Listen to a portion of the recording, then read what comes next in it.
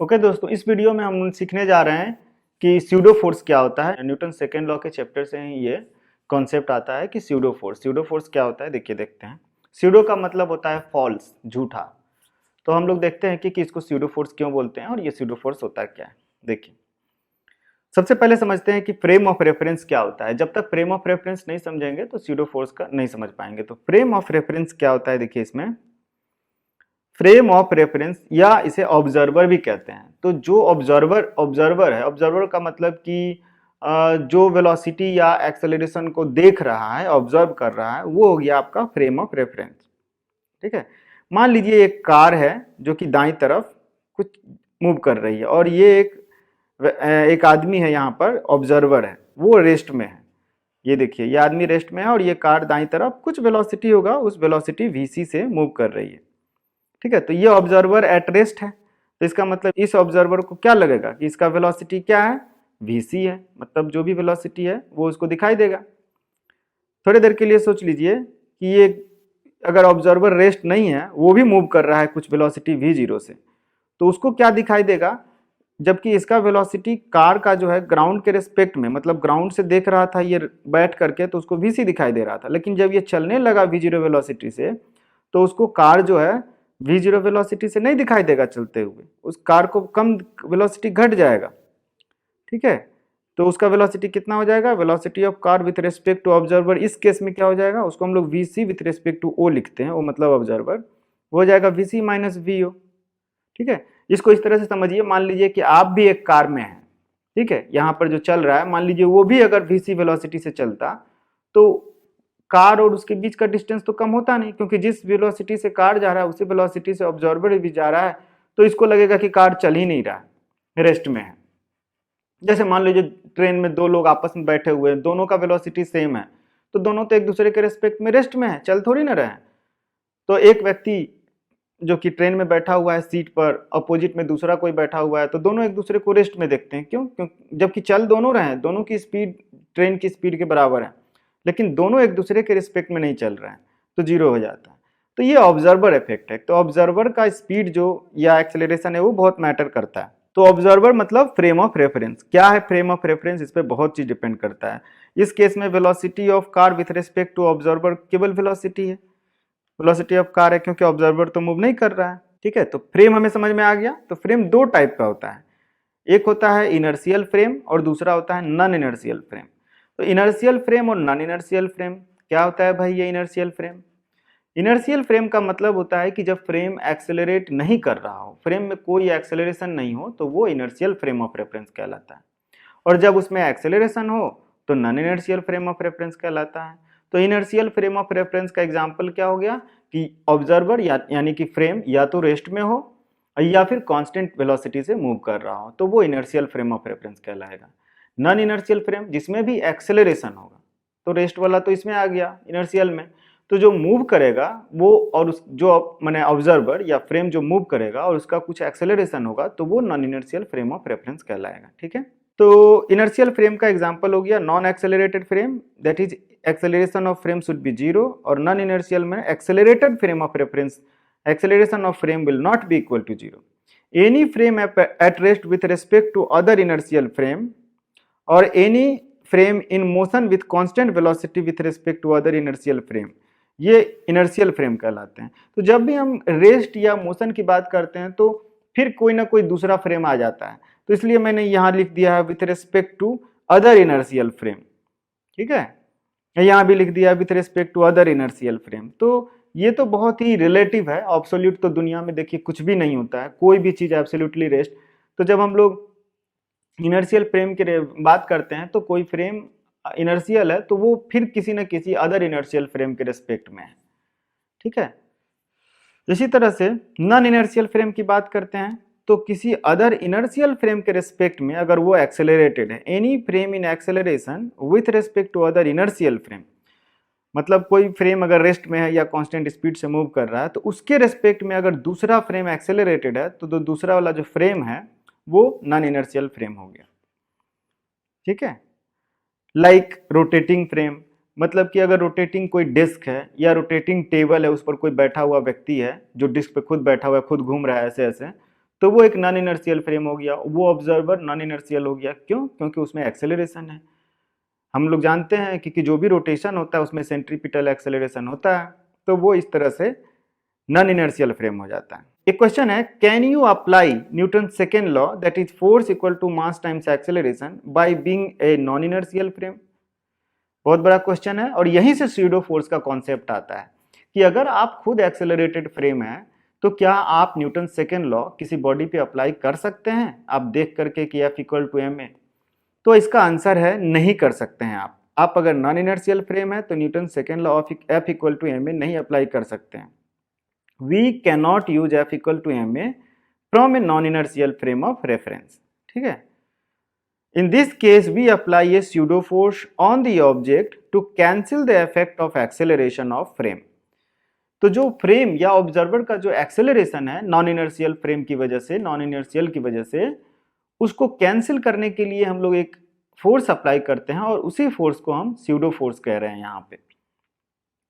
ठीक है, वो स्यूडो फोर्स क्या होता है एग्जांपल के थ्रू समझेंगे। To write second law equation F equal to m a with respect to a non inertial frame we apply a pseudo force whose direction is opposite to the direction of frame and magnitude is mass of object times acceleration of frame। तो ये बहुत important है, इसको ध्यान दीजिए। तो pseudo force जो हम किसी ऑब्जेक्ट पे लगाएंगे अगर हम खुद नॉन इनर्शियल फ्रेम हैं तो वो क्या होगा, उसका डायरेक्शन जो होगा वो opposite to the direction of frame, जो फ्रेम का डायरेक्शन है उसके अपोजिट होगा, और उसका मैग्नीट्यूड क्या होगा, mass of the object into acceleration of frame. ठीक है, देखिए कैसे, pseudo force equal to mass of object into acceleration of frame, इसको ध्यान रखिएगा। Some time concept of pseudo force help us to solve problem in a very easy way. ठीक है, इस एग्जाम्पल को देखिए, बहुत अच्छा एग्जाम्पल है ये, इसको देखिए। इसमें क्या दिखाया गया है स्यूडो फोर्स को समझाने के लिए। Suppose m is accelerated with a0 and you are sitting on m, माने यहीं पर आप जो कैपिटल M जो ब्लॉक है वो दाईं तरफ a एक्सेलरेशन से मूव कर रहा है और आप खुद इसी के ऊपर बैठे हुए हैं। ठीक है, खुद कैपिटल M के ऊपर यहाँ पर मान लीजिए बैठे हुए हैं और आपसे बोला जा रहा है, मान लीजिए आप ये जो कैपिटल M एक ब्लैक बॉक्स के अंदर है, मतलब आप बाहर कुछ नहीं देख रहे हैं, आपको केवल यही दिखाई दे रहा है और बाहर कुछ नहीं, एक ट्रेन का डब्बा टाइप मान लीजिए। थोड़ी देर के लिए मान लीजिए कि ये मोशन नहीं कर रहा है, मतलब कि इसका ब्लॉक का कैपिटल M का एक्सेलरेशन है और इसका भी वही एक्सेलरेशन, इसका भी वही है और एक दूसरे के ऊपर स्लाइड नहीं कर रहा है, रेस्ट में है। ऐसा संभव होता है, ऐसा संभव है, क्यों है वो भी हम लोग देखेंगे धीरे धीरे। तो सपोज कीजिए ऐसा सिचुएशन है कि आप कैपिटल M के ऊपर बैठे हुए हैं, then how will you write equation of motion m1 and m2, second law equation कैसे लिखेंगे। मान लीजिए ये आप बैठे हुए हैं ब्लॉक के ऊपर, यहाँ पर आप बैठे हुए हैं और आप इक्वेशन इसमें अप्लाई कर रहे हैं। आपके रेस्पेक्ट में m1 क्या है, रेस्ट में है। हम एज्यूम कर रहे हैं कि जो m1 का एक्सेलरेशन है वही कैपिटल M का है, आप कैपिटल M पे खुद बैठे हुए तो आपको तो लगेगा रेस्ट में है। तो जब आप रेस्ट में हैं तो आप क्या लिखिएगा, लिखिएगा since acceleration of observer is also a0 observer will think that m1 is not moving with respect to him. तो उसका एक्सेलरेशन 0 है, तो जब आप उसका फ्री बॉडी डायग्राम बनाइएगा विथ रेस्पेक्ट टू ऑब्जर्वर, आप जो खुद बैठे हुए ऊपर, तो उसमें क्या लिखिएगा, t और m1g लिखिएगा। लेकिन आपको पता है कि कोई एक्सेलरेशन नहीं है। क्यों पता है, क्योंकि आपके रेस्पेक्ट में तो नहीं ना कोई एक्सेलरेशन है, डिस्टेंस तो चेंज ही नहीं हो रहा, तो आप एक्सेलरेशन 0 लिखिएगा। और जब एक्सेलरेशन 0 लिखिएगा तो बोलिएगा जब एक्सेलरेशन 0 है तो टी भी 0 होना चाहिए, और कोई फोर्स तो बैलेंस करने के लिए टी का है नहीं। ठीक है, मैं बोल दिया हूँ कि यहाँ पे कोई फ्रिक्शन नहीं है, तो टी इक्वल टू 0 हो गया। लेकिन जब इसको यहाँ पर आप देखिएगा टच करके तो यहाँ पर टी 0 नहीं है, ये टाइट है। या यहाँ पर कोई अगर टी को मेजर करने के लिए स्प्रिंग बैलेंस लगा देते हैं तो देखिएगा उसमें एक कुछ टेंशन का वैल्यू है, तो फिर आप गलत हैं इसमें। आपने अगर F equal to m a लगा दिया और ऑब्जर्वर खुद एक्सेलरेटेड हैं आप, ठीक है, तो ये रॉन्ग हो गया, आपका गलत हो गया। इसी गलत को रेक्टिफाई करने के लिए स्यूडो फोर्स का कॉन्सेप्ट आता है, और वो क्या है, वो है कि जब आपको पता था कि आप खुद एक फ्रेम है जो कि एक्सेलरेटेड है, कैपिटल M के ऊपर बैठे हुए हैं और आप इस पर अप्लाई कर रहे हैं सेकेंड लॉ, तो आप इस पर एक स्यूडो फोर्स लगाइए जिसका डेफिनेशन मैंने बताया है कि स्यूडो फोर्स मतलब इस पर एक फोर्स लगेगा और वो फोर्स क्या होगा, मास m1, ठीक है, इनटू एक्सेलरेशन a0, और उसका डायरेक्शन क्या होगा, अपोजिट, मतलब बाईं तरफ। तो आप इस तरह से लगाइए। So apply a pseudo force, कैसे लगाइएगा, टेंशन तो लग ही रहा है, ma0, देखिए ये लगाया मैंने स्यूडो फोर्स, ये स्यूडो फोर्स है। कैसे, क्योंकि ये m1 हो गया, m1 लिखिएगा तो m1 हो गया, और a0 क्या है, एक्सेलरेशन ऑफ फ्रेम है, तो m1 a0 इस तरह लगा दीजिए, टेंशन इधर और m1 जी इधर, और नॉर्मल ऊपर की तरफ लगाइए। ठीक है, तो ये आपका हो गया स्यूडो फोर्स। अब इसमें लिखिएगा इक्वेशन, तो आप a इक्वल टू 0 आपको दिखाई दे रहा है, तो आप लिख दीजिए t माइनस एम ए 0, क्योंकि अब तो ये फोर्स हो गया, दिस इक्वल टू a0, मतलब f इक्वल टू ma लिख रहे हैं आप, सेकेंड लॉ लगा रहे हैं, लेकिन स्यूडो फोर्स लगाने के बाद, तो आपका हो गया t minus m1 a0 equal to 0, तो t equal to m1 a0, तो ये आपको समझ में आ गया। अब ये गलत नहीं है, क्योंकि इसमें टेंशन है जो कि m1 a0 के बराबर है, तो t equal to m1 a0 और n equal to m1 g, ऊपर की तरफ लगेगा n नॉर्मल, तो उसमें कोई दिक्कत नहीं है।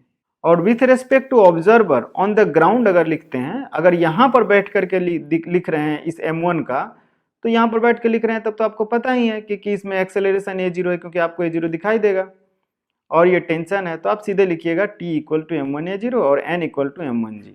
तो जो t equal to m1 a0 है वो ग्राउंड फ्रेम में तो सही है लिखना, लेकिन उसमें नहीं था। अब ये एक एग्जाम्पल ले लीजिए, इस एग्जाम्पल को समझिए, स्यूडो फोर्स का कॉन्सेप्ट बिल्कुल क्लियर हो जाएगा। इसमें मान लीजिए कि ये जो ट्रायंगुलर वेज है वो स्मूथ सरफेस पर है, और ये स्मॉल m जो है वो एक ब्लॉक है जो इसके ऊपर स्लाइड कर रहा है, वो भी स्मूथ सरफेस है। तो जब इसको छोड़ दिया जाएगा तो क्या होगा इसमें कि ये इसके ऊपर स्लाइड करेगा, और ये कैपिटल M खुद भी स्लाइड करेगा दाईं तरफ। ठीक है, तो ये भी मूव कर रहा है हॉरिजेंटली, और ये मूव कर रहा है अलोंग द इंक्लाइंड, लेकिन along the inclined with respect to capital M है। अगर आप ग्राउंड पे बैठ करके देखिएगा तो इसका मोशन बहुत कॉम्प्लिकेटेड होगा, उतना आसान नहीं होगा, स्ट्रेट लाइन तो होगा बट वो अलोंग द इंक्लाइन नहीं होगा, कुछ और होगा, उस एक्सेलरेशन वेलोसिटी सब कुछ अलग होगा ग्राउंड पर अगर बैठ कर देखते हैं तो। लेकिन अगर आप इसके ऊपर बैठ कर देखिएगा तो ये सिंपली आपका अलोंग द इंक्लाइन मूव कर रहा है।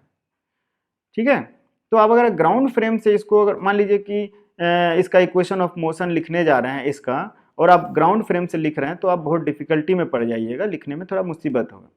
लेकिन आप इसके ऊपर बैठ जाइए, खुद एक एक्सेलरेटेड फ्रेम हो जाइए, और इसका एक्सेलरेशन मान लीजिए कि, ठीक है, मान लीजिए a0 है, और उसके बाद आप इसी पर बैठ करके इसका एक्सेलरेशन लिखिए, तो बहुत आसान हो जाएगा m का एक्सेलरेशन, स्मॉल m का एक्सेलरेशन लिखना।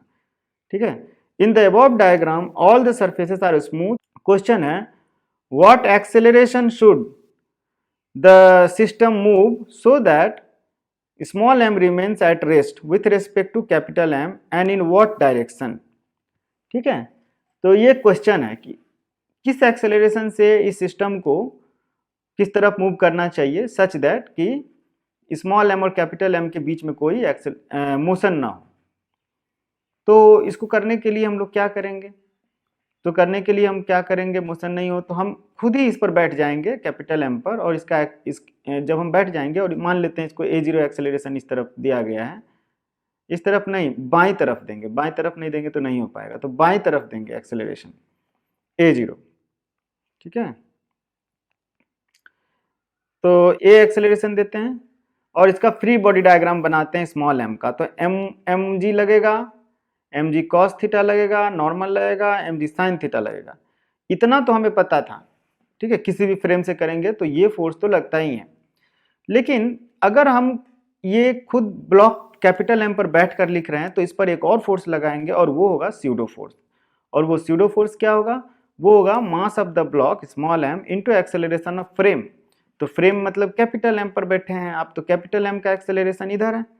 ठीक है, तो आप इस पर जो लगाएंगे वो एक्सेलरेशन इधर होगा, क्योंकि स्यूडो फोर्स जो होता है वो frame of acceleration of frame के जस्ट अपोजिट होता है।